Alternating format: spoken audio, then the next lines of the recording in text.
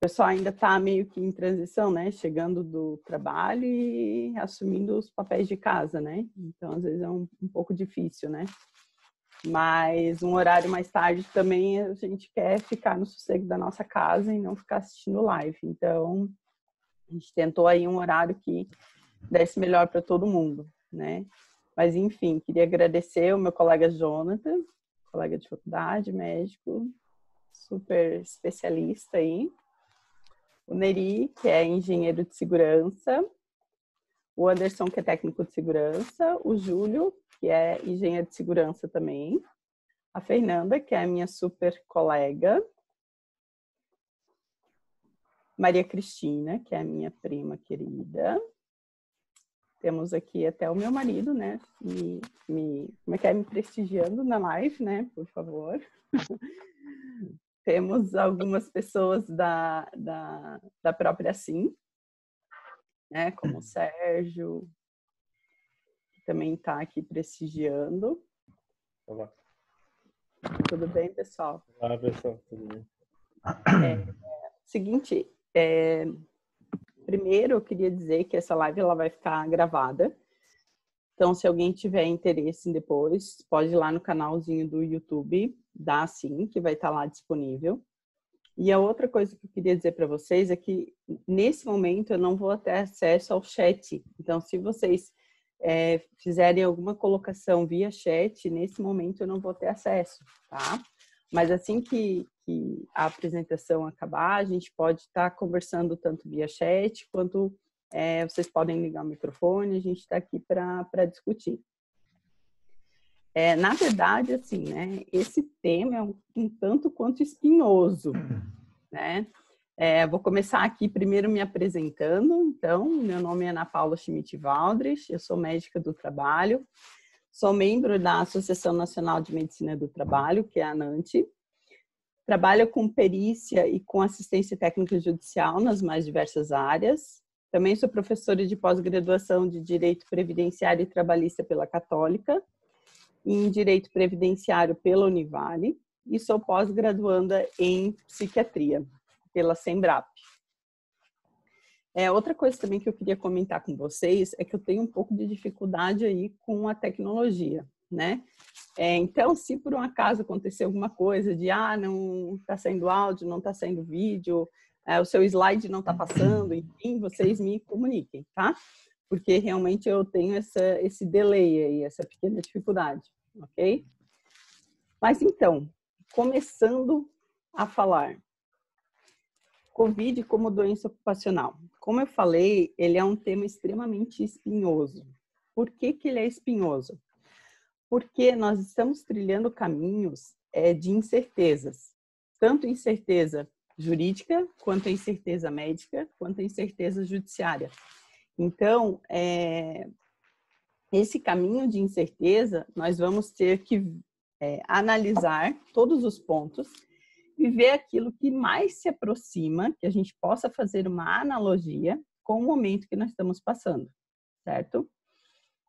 Então, na verdade, calma aí, pessoal, como eu falei, eu tenho um pouco, agora deu. Na verdade, eu queria convidar todo mundo que está aqui a fazer uma reflexão. O que seria essa reflexão?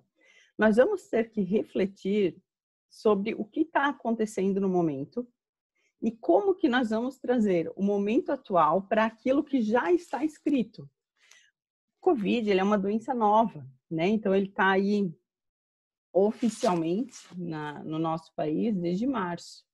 Então, desde então, nós estamos lidando com uma doença até então desconhecida, que a gente não sabe direito como funciona, né? A gente está tendo, assim, bastante intriga, bastante dificuldade, até mesmo da parte da ciência, né? Em relação a isso. E nós vamos ter que refletir o que de fato essa doença pode vir a ocasionar ou a resultar como doença ocupacional, né? E essa reflexão, nós vamos ter que fazer uma reflexão, na verdade, naquilo que nós já temos. Nós vamos ter que fazer uma reflexão de forma que a gente consiga fazer uma análise e fazer uma analogia do que a gente já tem para para que a gente possa trazer para o nosso momento atual. E é essa reflexão que eu convido vocês para fazer. Muito bem. Então, de que forma que nós vamos caracterizar o nexo causal de uma patologia? Nós, e não só no COVID, mas dentro de todas as patologias, nós vamos precisar de um elo entre o nexo, a causa e o efeito, certo? Então, nós necessariamente vamos ter que ter um agente que vai gerar uma causa e isso vai gerar um efeito no indivíduo, certo? Se esse elo for quebrado, se nós não tivermos efeito ou se nós não tivermos algo causando, a gente não tem como fazer essa caracterização, tá? Então, a primeira coisa que a gente tem que entender é isso, que a gente vai precisar ter um elo entre causa e efeito. De que forma que qualquer doença pode ser considerada do trabalho? Na legislação, o que nós temos a respeito disso? Nós temos a legislação previdenciária, que é através do direito previdenciário, certo? Então, a gente não tem como fazer qualquer tipo de analogia sem estudar o direito previdenciário, ok? Dentro do direito previdenciário, nós vamos ter 3 tipos de nexo, que é o nexo técnico profissional do trabalho, o nexo técnico equiparado ao acidente do trabalho ou nexo técnico individual, e o nosso nexo mais novinho, digamos assim, que é o NETEP, né? O nexo técnico epidemiológico previdenciário, que já não é mais tão novinho, né? Tem pelo menos aí 14 anos de discussão em cima do NETEP. É importante a gente dizer que lá no próprio decreto 3.048, no artigo 337, diz que o acidente de trabalho ele vai ser caracterizado tecnicamente pela perícia do INSS, que vai ter que reconhecer um agravo, uma interligação entre o trabalho e o agravo. Então, como eu falei, tem que ter um elo, tem que ter uma causa, que seria o trabalho, e um efeito, que seria o agravo, certo? Então, nós vamos poder identificar isso através do acidente e da lesão, da doença e o trabalho, ou da causa, morte e o acidente. Então, falando um pouco mais de nexo técnico profissional do trabalho, onde que a gente encontra ele? Lá na lista A e B do decreto 3.048, anexo 2, certo? Onde diz que o contato ocupacional ele é necessário. A lista A, ela vai nos dizer o agente versus a lesão, e a lista B, a lesão versus o agente. Então, eu queria convidar vocês a fazer aqui tentar linkar a nossa doença nova, que é o COVID, com aquilo que nós já temos escrito através, por exemplo, da lista A. Vamos ver se a gente consegue achar o COVID ali no meio. Então, lá no subitem 25, diz assim, sobre os micro-organismos e parasitas infecciosos vivos e seus produtos tóxicos. E ali ele lista vários tipos de micro-organismos, desde a Mycobacterium, vírus hospedados por artrópodes, fungo, leptospira, trypanosoma, brucelas, streptococcus. E se a gente for ver ali no item 5, ele lista bactéria e vírus. O que nós sabemos é que o COVID, ele é um vírus, certo? E aqui, pela lista A, no subitem 25, ele lista vírus, e ele não lista especificamente qual vírus. Então, aqui nós podemos fazer, sim, uma analogia a respeito do COVID estar presente na lista A do decreto 3.048, anexo 2, certo? Muito bem. E aonde que esses micro-organismos podem ser encontrados? Também está lá na nossa lista A, no subitem 25. Na agricultura, na pecuária, na caça veterinária, na construção, escavação, esgoto, mineração, manipulação e embalagem de carnes, pescado, manipulação de aves confinadas e pássaros, trabalho com pelo, pele ou lã. E ali em destaque eu coloquei hospital, laboratórios e outros ambientes envolvidos no tratamento de doenças transmissíveis. Por que eu coloquei em destaque? Bem, vamos analisar que o COVID, por ser um vírus de transmissão, a princípio, humana, pelo menos aqui na nossa região, né, no Brasil, a gente não tem relato do COVID ter algum outro tipo de hospedeiro, algum outro ser vivo que habite esse vírus. Então, a gente pode fazer uma analogia que esse vírus ele vai estar, na maioria das vezes, presente em hospitais, laboratórios e outros ambientes envolvidos no tratamento de doenças transmissíveis, certo? Então, esse seria o local onde a pessoa poderia adquirir o vírus, e esses, tanto o vírus quanto o local, estão linkados na lista A do Decreto 3.048. Ainda na lista A, ele fala sobre algumas doenças que esses vírus e bactérias podem causar. Bem, aqui nós não vamos achar o COVID, porque, como eu expliquei, o COVID ele é uma doença nova, então ele não vai estar diretamente relacionado na lista A como doença, mas por analogia entre os micro-organismos que podem causar essas doenças profissionais e o local onde esses micro-organismos podem transmitir essas doenças, nós podemos fazer esse link e podemos pensar no COVID. Apesar do COVID, propriamente dito, não estar na lista A do Decreto 3.048, ok?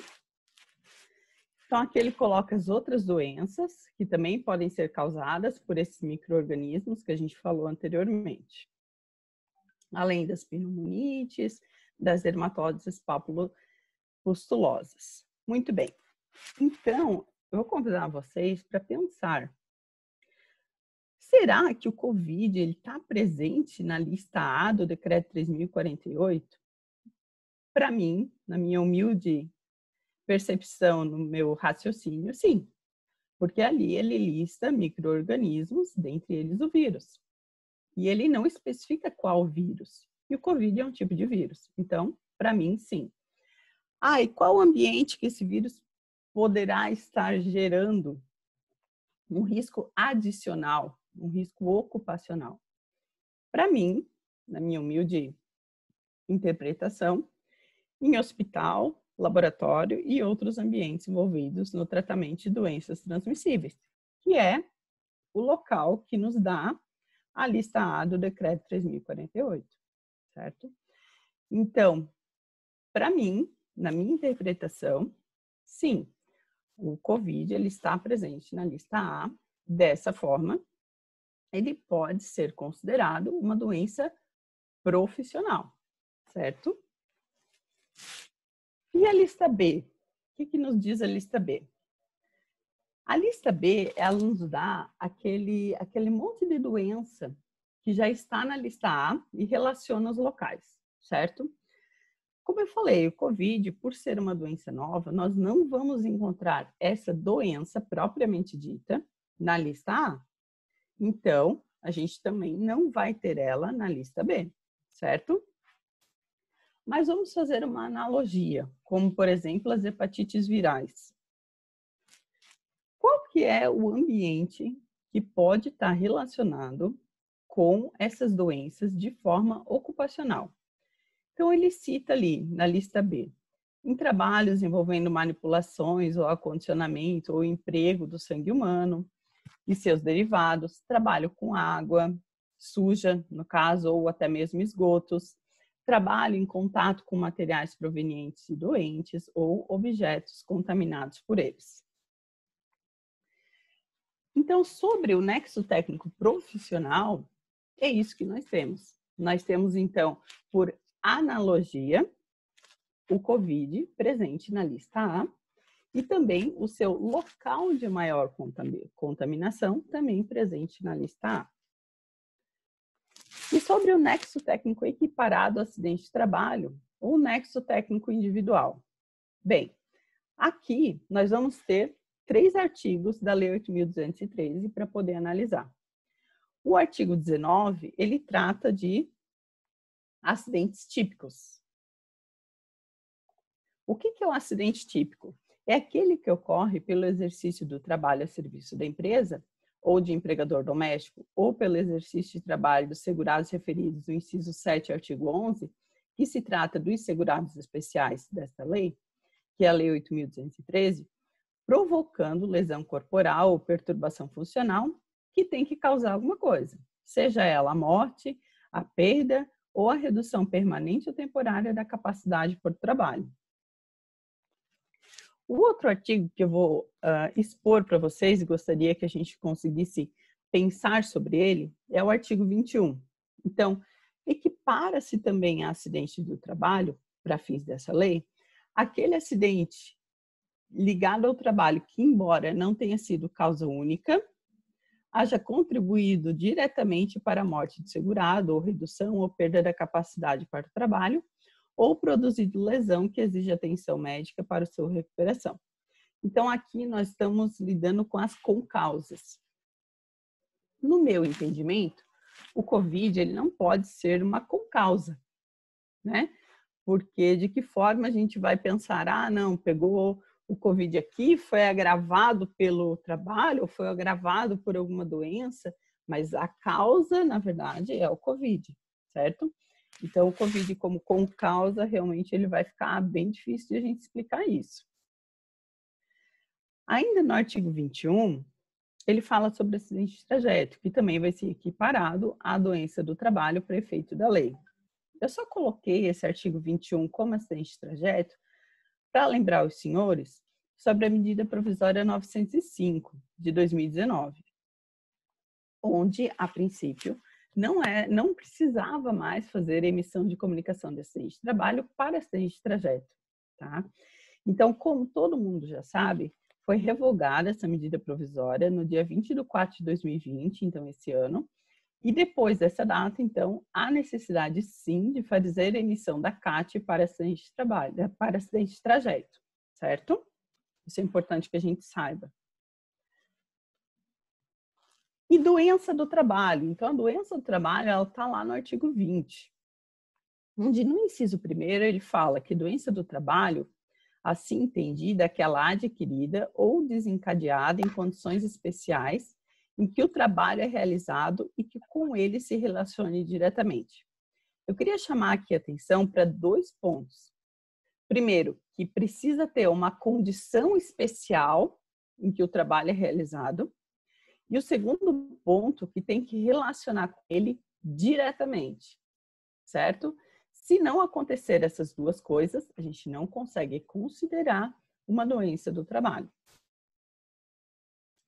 Ainda no seu artigo 20, a Lei 8.213, ela nos traz as doenças que são descartes, que são doenças que não são consideradas doença do trabalho, certo? São aquelas doenças que são excludentes de doença ocupacional. Quais são elas? A doença degenerativa, aquela inerente ao grupo etário, aquela que não produz incapacidade laborativa, e a letra D que chama a nossa atenção. Aquela que é doença endêmica adquirida por segurado habitante de região em que ela se desenvolva, salvo se comprovada de que o resultante da exposição ou contato direto determinado pela natureza do trabalho, certo? Então, a gente vai precisar saber o que é endemia. A endemia, ela é a doença infecciosa de caráter habitual em determinado local de uma incidência significativa, como, por exemplo, a malária lá no norte, né? Então, a gente sabe que é uma doença de caráter habitual e que é numa região específica.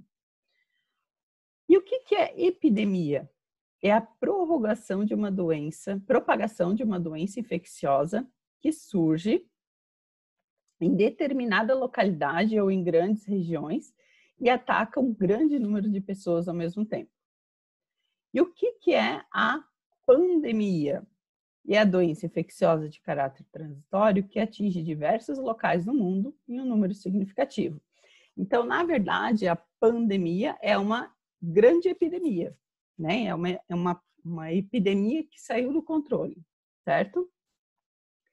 Se a gente for parar para pensar, A nossa lei, ela remete à endemia. Ela não repete a pandemia. Por quê? Porque é uma coisa nova. Porque até então nós não tínhamos doenças pandêmicas, né? Não pelo menos dessa magnitude, ok? E o que nós podemos pensar?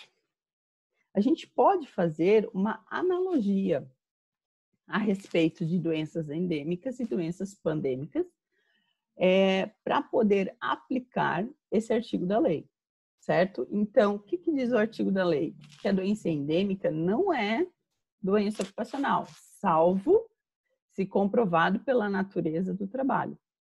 Então, vamos transformar a doença pandêmica não é doença ocupacional, salvo se comprovado pela exposição, pela natureza do trabalho.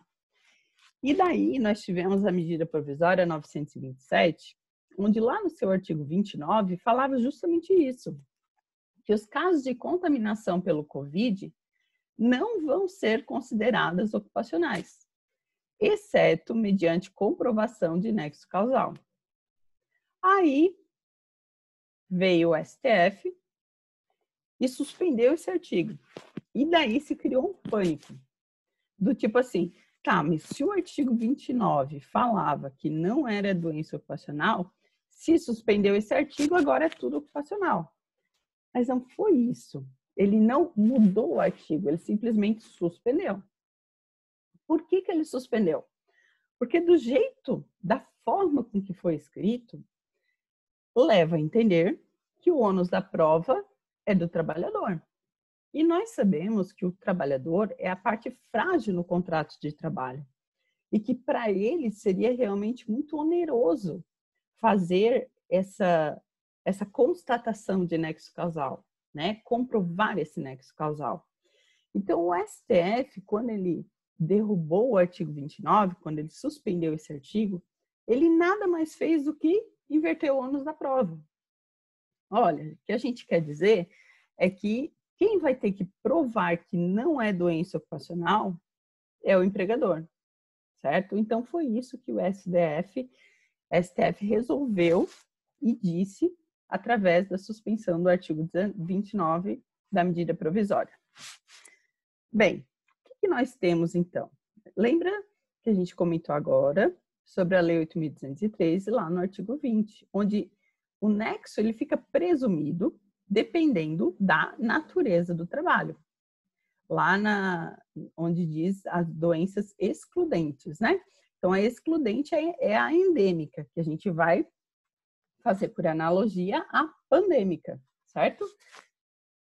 E ela não é doença ocupacional, salvo pela natureza do trabalho. Então, é isso que a gente tem remetido pela lei hoje. Muito bem. E o que nós vamos fazer? A empresa ela vai ter que comprovar que tomou todas as medidas para o enfrentamento do COVID, além de demonstrar que não tem exposição ocupacional, que é a exposição ao risco biológico. Vamos pensar.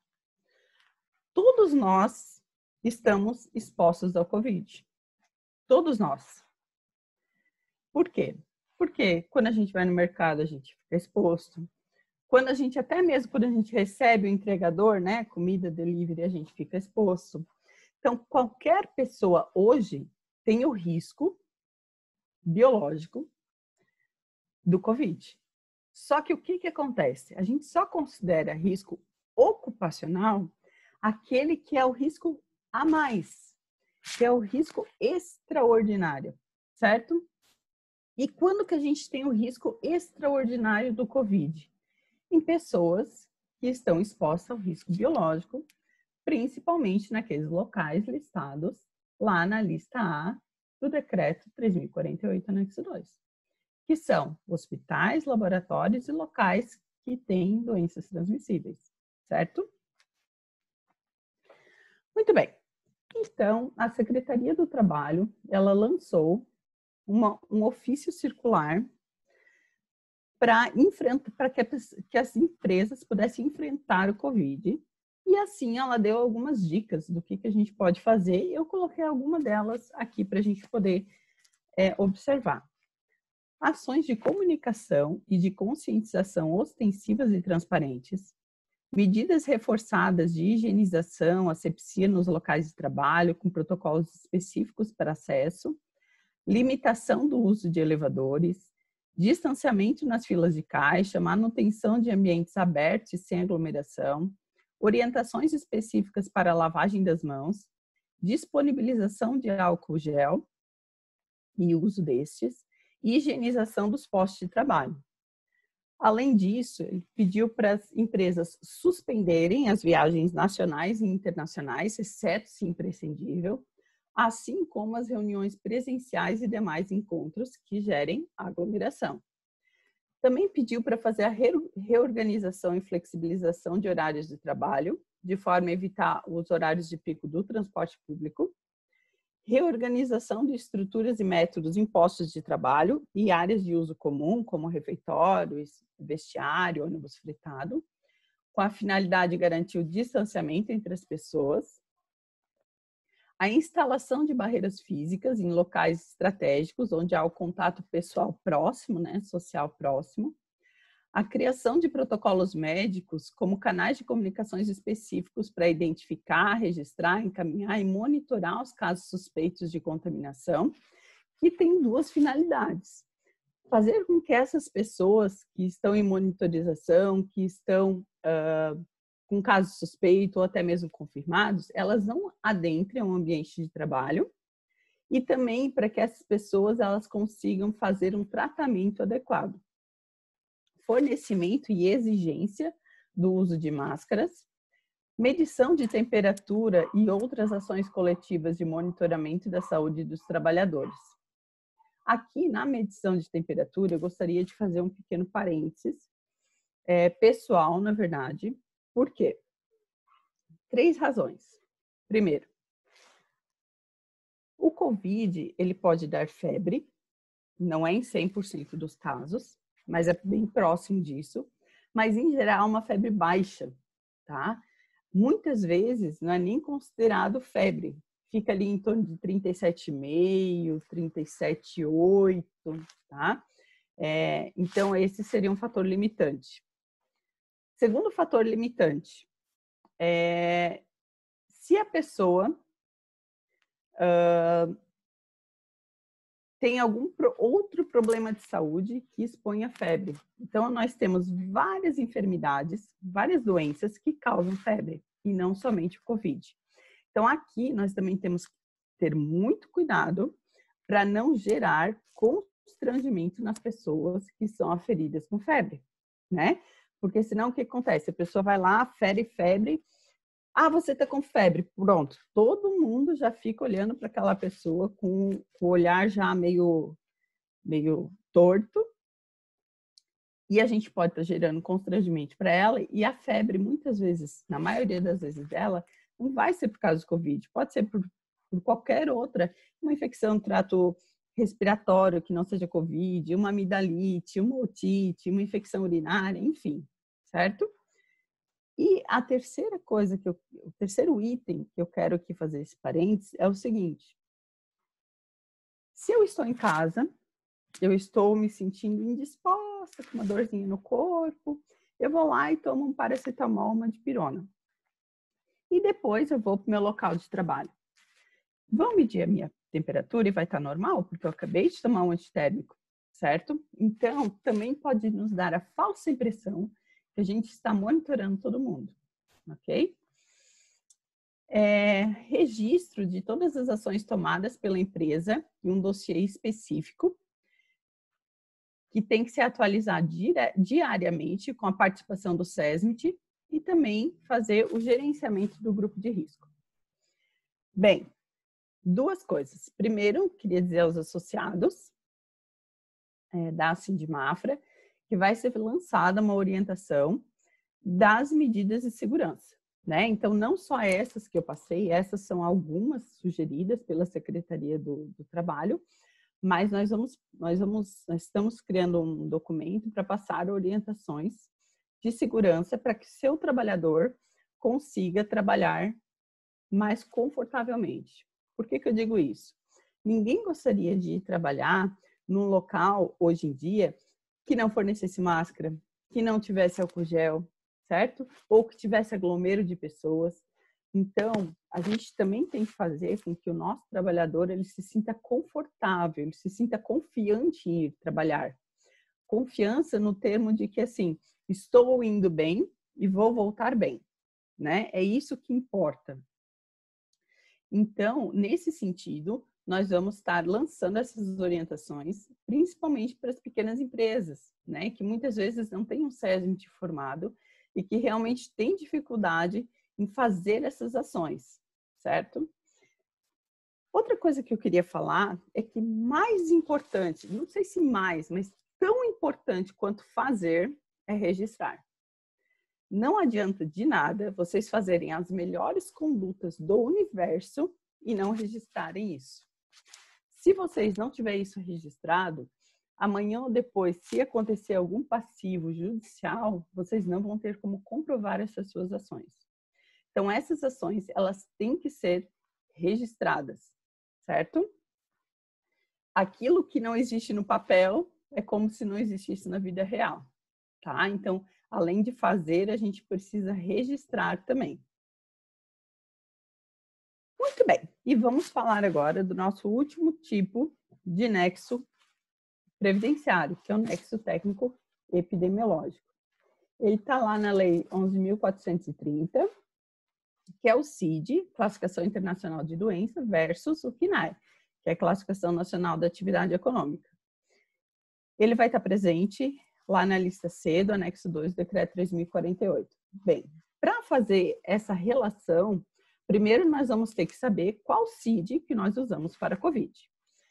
O Ministério da Saúde, ele diz que nós podemos utilizar dois tipos de CID, que é o B34, que é doenças por vírus de localização não especificada, ou o U071, que é infecção respiratória pelo novo coronavírus. Tanto o CID B34 quanto o CID U071, eles não estão presentes em quaisquer CNAE.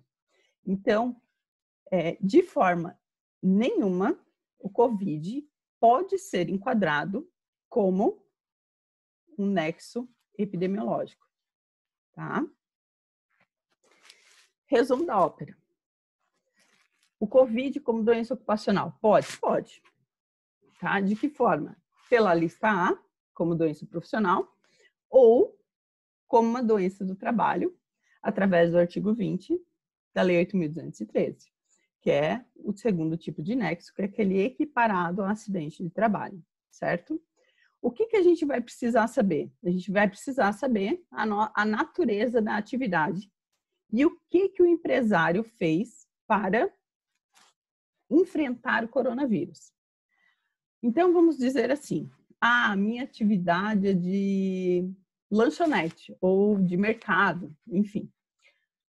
Bem, a natureza da minha atividade, ela não é hospital, não é laboratório e também não é de doenças infecciosas contagiosas. Então, tá tudo certo, vai lá de qualquer jeito. Não é bem assim. Porque se um empregado pegar, daqui a pouco, do mesmo setor, outro pega. No mesmo setor, outro pega, já pode ser considerado uma doença do trabalho, principalmente se você não teve quaisquer cuidado no enfrentamento do Covid. Se você não tem lá registrado que você forneceu máscara, que você usou do distanciamento, que você melhorou os turnos de trabalho, enfim, todas as medidas que a gente já viu. Então, apesar de na lei estar como natureza do trabalho, nós vamos ter que ter um cuidado especial, porque a perícia médica do INSS, ainda que não esteja na lista A, que não seja qualquer tipo de nexo previsto na lei, ela pode sim gerar um tipo de nexo, se entender que essa doença veio do trabalho, né? Então, é importante que além de conhecer a natureza do trabalho do seu trabalhador e do seu ambiente de trabalho, também tenha essa convicção de enfrentamento do Covid, certo? Eu trouxe aqui para a gente poder pensar e avaliar um pouco uma decisão. Então, assim, a gente tem muito poucas decisões até agora, no momento. Eu tentei buscar e conseguir essa, para a gente poder ver de que forma que isso vem, com que forma que o judiciário tem olhado isso, certo? Então, essa decisão é do TRT da Primeira Região, 17ª Vara do Trabalho, do Rio de Janeiro. Quem entrou com a ação foi o Sindicato dos Trabalhadores nas Empresas Próprias e Contratadas da Indústria Petrolífera, ok? Então, qualquer indústria petrolífera. E o que eles queriam nessa ação? Que toda e qualquer testagem positiva para o Covid gerasse uma CAT. Isso linkando diretamente. Aí vocês imaginam o impacto que isso dá na empresa, né? Imagina assim, uma empresa petrolífera no Rio de Janeiro com testagens positivas, tendo que abrir CAT para todos os seus trabalhadores. Eu não estou aqui dizendo que não tem que abrir CAT. Só que nós temos que avaliar se realmente nós temos uma causa e um efeito, certo? Sem a causa ou sem o efeito, nós não podemos admitir aquilo como doença ocupacional e como nexo causal, certo? Muito bem. E o que o doutor Igor Fonseca Rodrigues, que foi juiz do trabalho substituto, que julgou esse processo, o que ele falou? No contexto dele, ele colocou algumas coisas para a gente poder observar. Então, ele colocou lá o do artigo 20, que a gente viu sobre a doença endêmica, tá? Que também colocou salvo comprovação de exposição ou contato direto determinado pela natureza do trabalho, além daqueles 2 fatores que a gente comentou, das condições especiais em que o trabalho é executado e com ele se relaciona diretamente. E o que acontece? A empresa petrolífera, ela está dentro da atividade essencial, né? Então, assim, não tem como parar a atividade, não tem como, muitas vezes, fazer redução de jornada e tudo mais por causa disso, porque ela acaba sendo um serviço essencial. Ele também remeteu a decisão dele ao artigo 29 da medida provisória, que foi derrubado pelo STF, e colocou o seguinte, que a ausência dessa norma no ordenamento jurídico não implica de imediato a consideração de todos os casos de contaminação pelo coronavírus como doença ocupacional, que foi esse entendimento que a gente teve, certo? Então, o que a gente tem que analisar? Os elementos concretos e não só a relação de que é uma atividade essencial, mas sim a forma com que essa atividade é exercida. Ele também listou a lista B, colocou lá na decisão dele a lista B do decreto 3.048, que doenças que, ainda que endêmicas, elas podem ser revestidas de caráter ocupacional, dependendo da natureza do trabalho. E ele colocou como exemplo a hepatite viral. Por isso que eu coloquei lá a hepatite viral nos primeiros slides, para a gente já poder fazer essa linkagem aqui com a decisão do Dr. Igor. O que mais que ele colocou? Que os estudos científicos concretos que demonstram que o exercício de certa atividade tem como consequência uma probabilidade de contaminação extraordinária. Como eu falei, todos nós podemos ter a contaminação pelo Covid, só que nós só vamos considerar doença do trabalho aquela que tiver uma probabilidade de contaminação extraordinária. Ele coloca aqui que no caso concreto, no caso das empresas petrolíferas, eles não demonstram, não tem nenhum estudo dizendo que tem uma probabilidade extraordinária de contaminação nessa atividade. Então, qual que é a atividade que vai ter uma probabilidade extraordinária de contaminação? Hospitais, laboratórios e locais de doenças infecciosas, certo?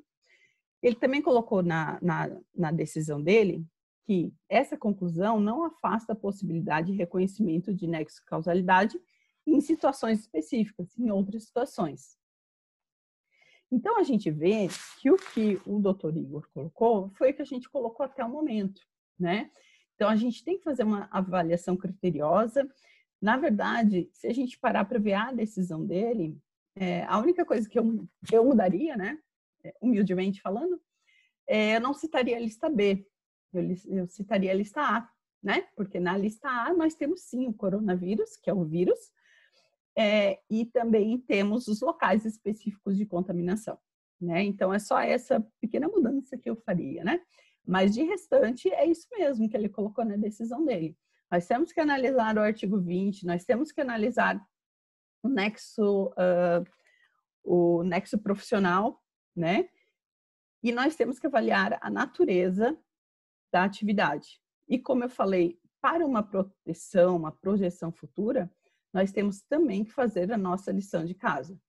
Quem me conhece sabe que eu falo muito isso, né? Nós temos que fazer a nossa lição de casa independente de fatores externos, né? Então, qual que seria a lição de casa? Fazer aquilo que a gente precisa para o enfrentamento do Covid. Nós estamos lidando com uma doença extremamente nova, que a gente não sabe direito o que acontece. Nós estamos trilhando caminhos incertos, tanto na questão de medicina, então a gente vê várias contradições de estudos, quanto na questão de segurança.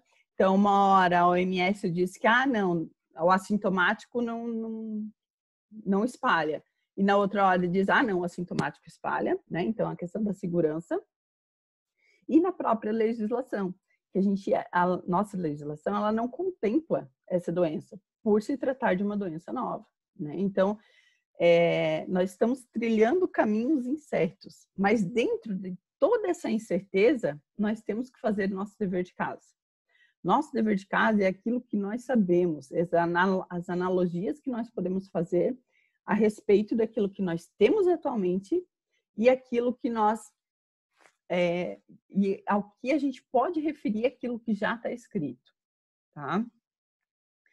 Então, assim, pessoal, queria agradecer demais a participação de vocês, né, numa segunda-feira gelada aí. Sei que às vezes fica difícil, né? Eu sei que tá bem friozinho, né? Aquela vontade de ficar na cobertinha assim. Mas, enfim, eu acho que é um assunto, como eu falei, muito espinhoso e que eu fiquei com essa tarefa árdua, né? De falar dele.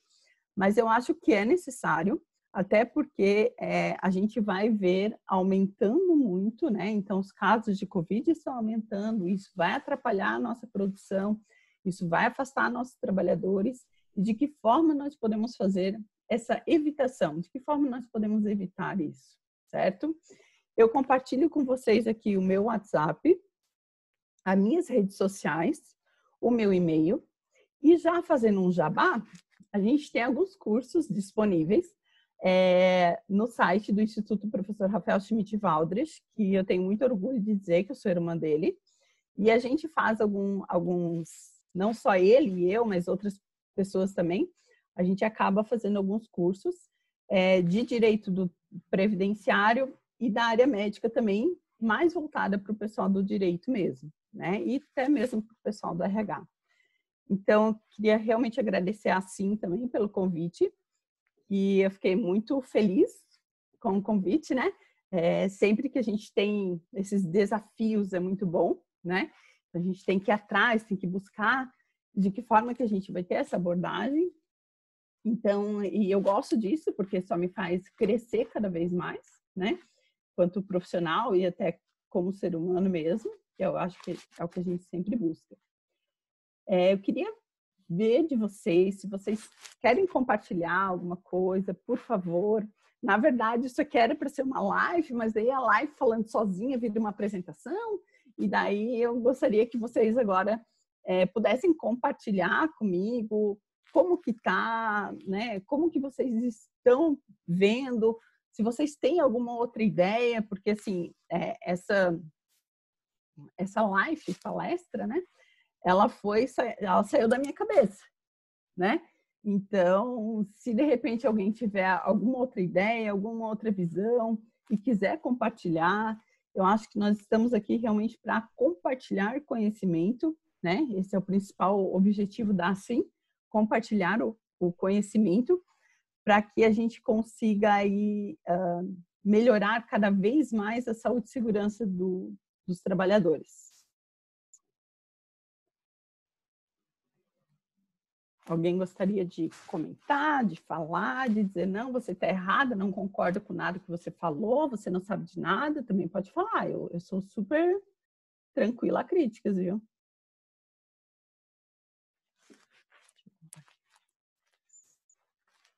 Vou parar aqui de compartilhar para poder ver aqui vocês um pouquinho.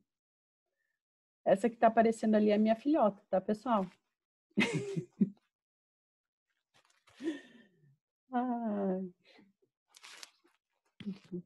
Alguém quer colocar alguma coisa? Só ligar o microfone, podem falar. O Sérgio compartilhou aqui no chat, que eu vi agora, né?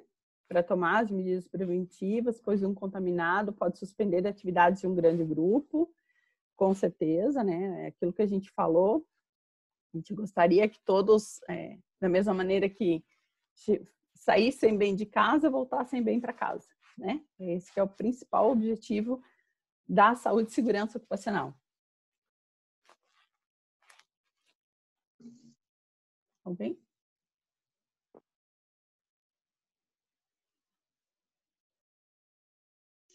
Isso, Mauro. Então, assim, a gente, talvez você chegou um pouquinho tarde ali, a Lei 8.213, realmente ela fala de endemia. Por quê? Porque até então a gente não teve uma pandemia nesse nível, né? Nesse nível de transmissibilidade, nesse nível de gerar, não diria incapacidade, mas afastamentos, né? Porque a gente tem alguns afastamentos que não são por incapacidade, são afastamentos de grupo de risco, são afastamentos para evitar transmissão, enfim. Mas o que nós temos é que a gente faz uma analogia. Como a lei não tem eles não têm essa premissa de já ter na lei uma doença nova, como é o caso do coronavírus, nós podemos fazer essa analogia, tá? Que sim, são conceitos diferentes, com certeza, né? Então, a endemia a gente colocou ali, que é o conceito regionalizado, e a pandemia seria aquela que ultrapassou todas as barreiras, né? Criou um caráter mundial. Eu concordo com você que são conceitos diferentes, mas até o momento a gente não tem nenhuma lei que contempla isso. Se a gente parar para ver a decisão ali do Dr. Igor, ele mesmo colocou para a gente, ele mesmo cita na decisão dele a exclusão, né? Então, assim, o artigo 20 da Lei 8.213, o que ele coloca? Que são casos excludentes, né? Então, qual que é o caso excludente? A doença endêmica, exceto se comprovado de acordo com a natureza do trabalho, certo? Então, é isso que nos dá a Lei 8.213. Para a doença endêmica. Fala em pandemia? Não fala em pandemia. Mas nós temos que fazer analogias para que a gente consiga viver, como o Sérgio acabou de colocar ali, um novo normal, né? A gente realmente não tem, né? Não tem essa descrição em nenhuma legislação, pelo menos não até o momento. E quando que nós vamos ter isso? Quando saírem mais decisões judiciais e o judiciário tomar uma posição uniforme. Até o momento, a gente não tem uma posição uniforme, certo? Nós temos algumas decisões isoladas, por ser uma doença nova, né? Então, nós vamos ver de que forma que que o judiciário vai lidar com isso, tá? De forma que ele vai ter essa uniformização. O que eu falei também é que o COVID, ele não se enquadra só ali no artigo 20, que seria por analogia, mas também ele pode ser enquadrado lá na lista A do decreto 3.048, certo? Na lista A, lá no anexo 2, onde cita, lá no seu item 25, como micro-organismo um vírus. Ele não determina qual tipo de vírus, ele coloca simplesmente vírus, certo? Então, por analogia, nós sabemos que o COVID é um vírus, nós podemos sim enquadrar ele ali. Além disso, a lista A, ela também nos dá o local. Então, aquilo que eu destaquei ali, hospital, laboratório e locais de doenças transmissíveis. Tá? Então, acho que é dessa forma que acaba entrando em enquadramento. Deixa eu ver aqui. Então, exatamente isso, né, Sérgio? Um comportamento preventivo seguro, né? É um desafio para todos nós da medicina e saúde, medicina e segurança ocupacional, ter essa segurança e trazer essa segurança, esse ambiente seguro, né, para o nosso trabalhador, para a nossa empresa.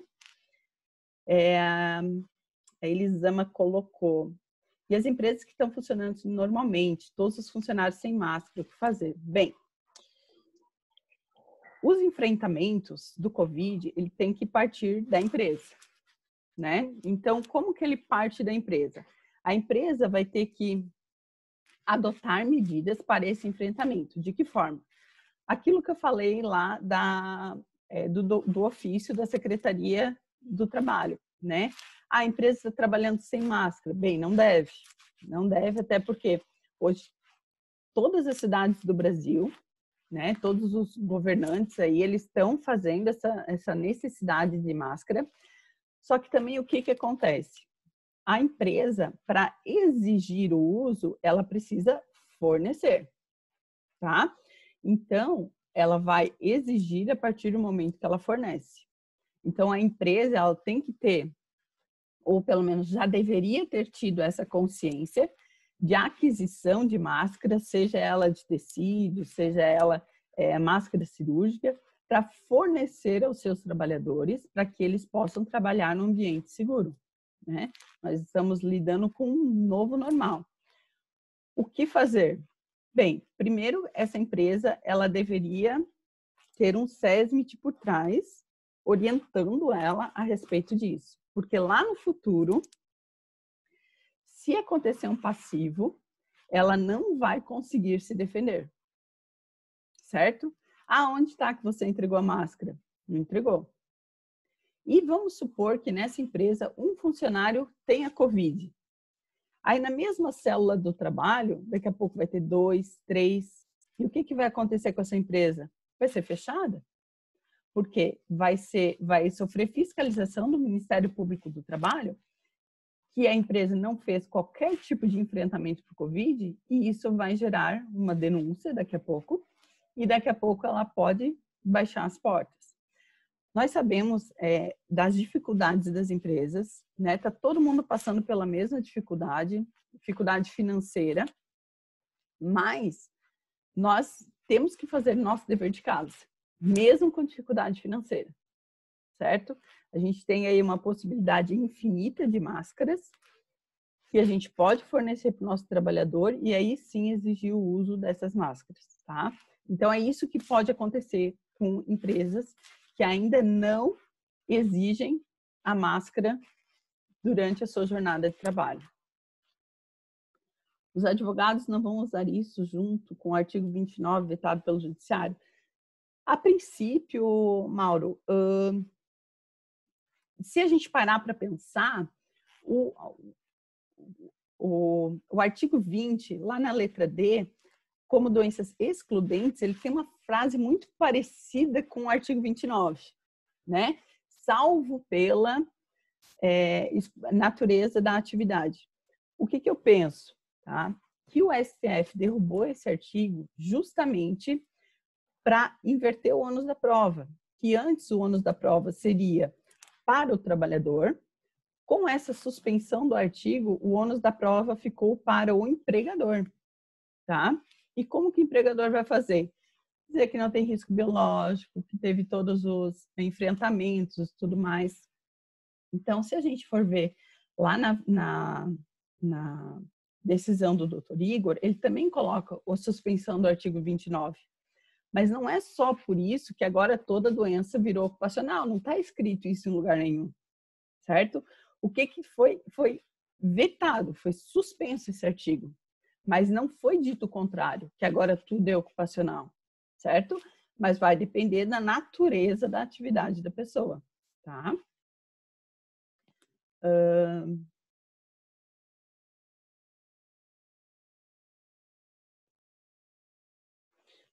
O que o Sérgio colocou é muito verdade, né? Aquilo que eu tinha colocado ali. Daqui a pouco, se a empresa acaba não fazendo o seu dever de casa, daqui a pouco vai fechar as portas. Por 2 motivos. Ou por fiscalização, ou porque os empregados vão ficar doentes. A empresa não funciona sem empregados. Quem toca a empresa são os empregados. Se a gente acabar fazendo com que crie-se um ambiente de insegurança, que eles não possam, que eles não tenham essa segurança no trabalho deles, daqui a pouco eles vão adoecer. E daí, de que forma que uma empresa vai continuar com empregados doentes? Não continua, né? Então, pode acontecer 2 coisas. Ou uma fiscalização, ou as pessoas realmente vão ficar doentes e a empresa vai deixar de funcionar por falta de funcionário, tá? Como o Sérgio colocou, né? Não faz sentido não cumprir, pois é benefício de todos. Mas assim, Sérgio, infelizmente, tem empresas que ainda pensam na saúde e segurança como gasto, né? Então, assim, vou fornecer uma máscara, vou gastar. Mas eles não pensam no benefício que isso vai trazer de volta para eles, né? De que forma que esse fornecimento de máscara vai evitar muitas coisas dali para frente, né? Tem empresas que não pensam no futuro. Tem empresas que pensam no imediatismo. Não, eu vou gastar agora R$1.000, eu não quero gastar R$1.000 agora.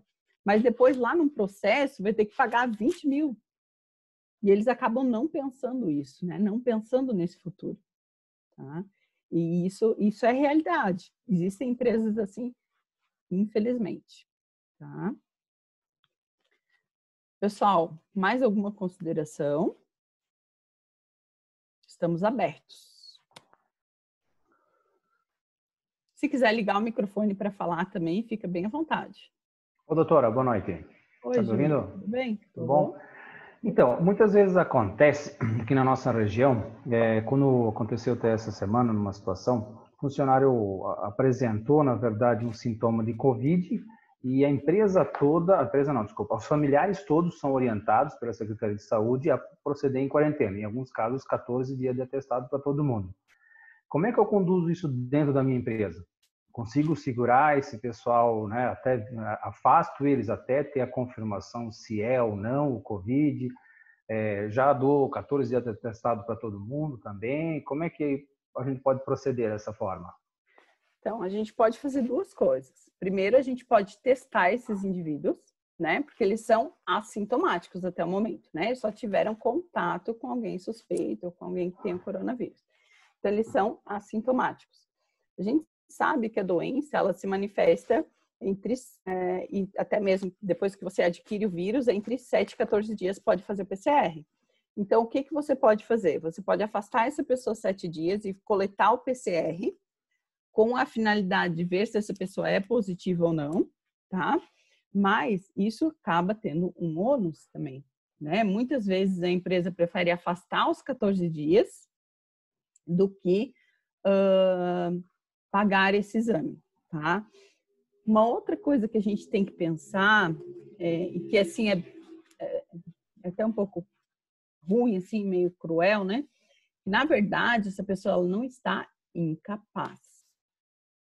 O atestado, ele não é de incapacidade, certo? Essa pessoa ela está capaz para o trabalho. E aí é que entra o pepino, né? Porque daí você vai acabar pagando como se fosse um atestado, que na verdade não é, né? E o que acontece? Vamos supor aqui um caso hipotético, tá? Você pagou 14 dias de atestado para essa pessoa, certo? E ela não desenvolveu sintoma, tá tudo certo. Voltou ao trabalho. Dali a 3 dias, ela volta com o diagnóstico de Covid. E daí? Você vai pagar os 14 dias de novo, os 15 dias de novo? Teoricamente, sim, porque ela não foi afastada pelo Covid, ela foi afastada por uma suspeita. Na verdade, ela acaba caindo num limbo, né? Porque a gente não deveria pagar o atestado, né? O que o manual do Ministério da Saúde coloca para a gente é que essa pessoa ela deve ser afastada, mas não que ela está incapacitada. Então, assim, é uma decisão que eu acho que tem que se tomar junto com a empresa, tá? Suspende contrato de trabalho, alguma coisa ali vai ter que fazer. Mas, assim, é muito delicado, até porque, assim, a gente não sabe até o momento nem direito como é que isso se comporta, né? A gente vê ali que a própria ciência, ela tá difícil, né? Mas o que eu faria, tá? Eu iria conversar com a empresa para afastar essa pessoa por 14 dias. De que forma teria que conversar na empresa? Porque muitas vezes não é por incapacidade. Ou coloca ela lá como se fosse afastamento remunerado, alguma coisa nesse sentido. E porque também muitas vezes não envolve exatamente só a pessoa com suspeita, né? Envolve o grupo de trabalho, a célula que ela trabalhava. Né? Eu posso muitas vezes ter esse contato, essa pessoa desculpa, teve um contato no mercado, na rua, na padaria, na lotérica, sei lá, e aí apresentou, quer dizer, o primeiro contato vai ser a família. Isola a família, também coloca em quarentena, mas e onde é que ela estava trabalhando? Eu vou ter que fazer um procedimento todo especial para monitorar essas pessoas também. Vou separar, vou colocar essas pessoas também em quarentena, né? Realmente, cada casa, cada situação, cada célula, por exemplo, cada local de ambiente eu vou ter que tomar uma ação diferente. Isso mesmo. Vai ter que ver se a pessoa realmente positivou, se não positivou. Será que vale a pena eu fazer o teste nas outras pessoas ao invés de afastar direto? Então, tudo isso, na verdade, a gente está, hoje em dia, criando uma proximidade maior ainda entre a empresa, a medicina e a segurança, né? Hoje em dia não tem mais aquela coisa assim, o médico do trabalho resolve. Ou pelo menos não deveria mais ter. Porque muitas vezes a decisão ela tem que ser tomada em grupo, né? De que forma nós vamos fazer que seja melhor para o trabalhador e bom para a empresa também, né? Então isso a gente tem que levar em conta. Muito bom. Mais alguém queria fazer alguma consideração? Se quiserem pode abrir os microfones, não tem problema.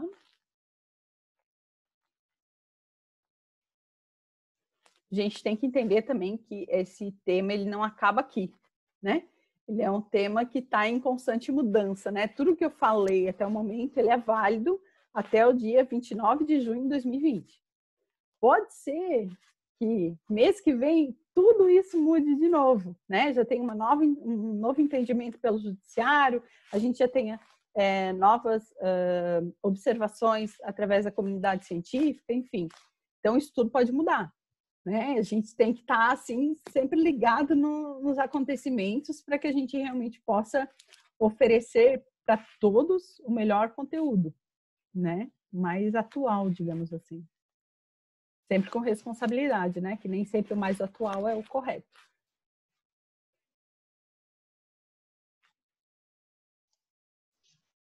Fechou.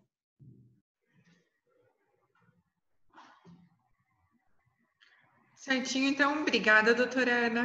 A gente queria agradecer aqui, em nome da associação, pela tua disponibilidade, por ter aceitado o nosso convite. Muito obrigada por estar dividindo aí um pouquinho do seu conhecimento com a gente. Obrigada. Então, tá bom, pessoal. Meus contatos estão lá no final da apresentação.